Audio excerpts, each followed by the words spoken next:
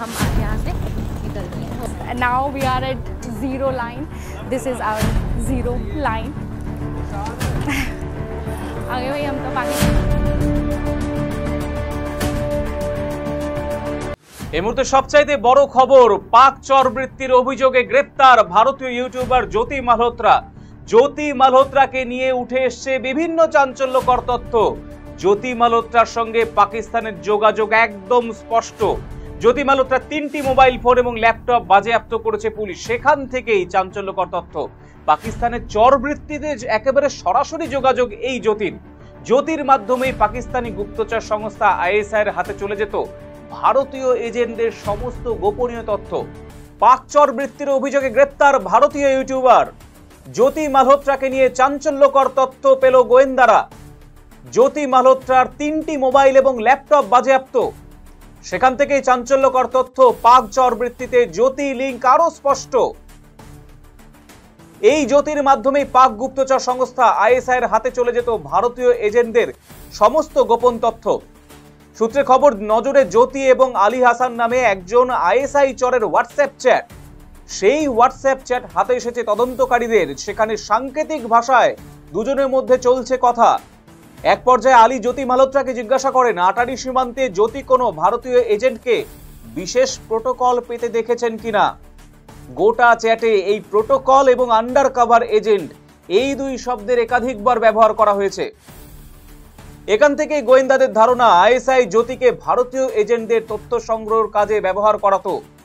চ্যাটে আলী জিজ্ঞাসা করছে, আপনি যখন আটারিতে ছিলেন তখন কে প্রোটোকল পেয়েছিলেন? উত্তরে জ্যোতি বলছে, আমি কোনো প্রোটোকল পাইনি। আলী জানিয়েছেন কারা প্রোটোকল পাচ্ছেন তা পর্যবেক্ষণ করলে গোপন এজেন্টদের দ্রুত শনাক্ত করা সম্ভব। প্রত্যুত্তরে জ্যোতি বলছে তারা এত বোকা নয়। জ্যোতি এবং আলীর গোটা চ্যাট জুড়ে সাংকেতিক ভাষার ব্যবহার। বর্তমানে গোয়েন্দারা এই সমস্ত কথার অর্থ উদ্ধার করার চেষ্টা চালাচ্ছে। 2023 সালে ভারতে পাক দূতাবাস কর্মী এহসান উর রহিম ওরফে দানিশের সঙ্গে আলাপ হয়েছিল এই জ্যোতির।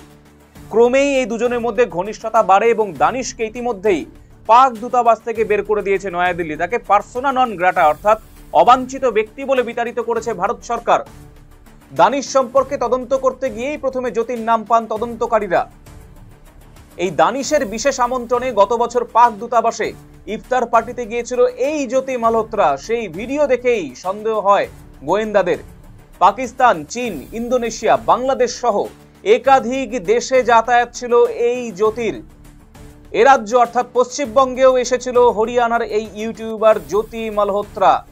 1 বছরে 4 বার পশ্চিমবঙ্গে এসেছিল জ্যোতি মালহোত্রা। তথ্য সংগ্রহ করলো কলকাতা পুলিশের গোয়েন্দারা। পুলিশের হাতে এলো হরিয়ানার ইউটিউবার জ্যোতি মালহোত্রার ডায়েরি। সেই ডায়েরিতে আরো স্পষ্ট তার সঙ্গে পাকিস্তানের যোগ রয়েছে।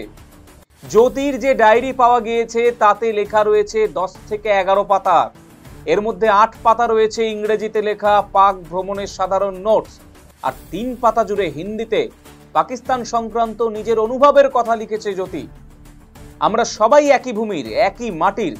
ডায়েরিতে পাকিস্তানে আতিথেয়তা নিয়ে নিজের মুগ্ধতার কথাও জানিয়েছে জ্যোতি মালহোত্রা।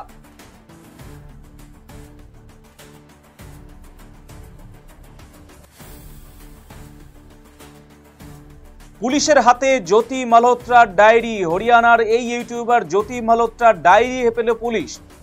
সেই ডায়েরিতে আরো স্পষ্ট হলো পাকিস্তানের সঙ্গে জ্যোতির যোগ।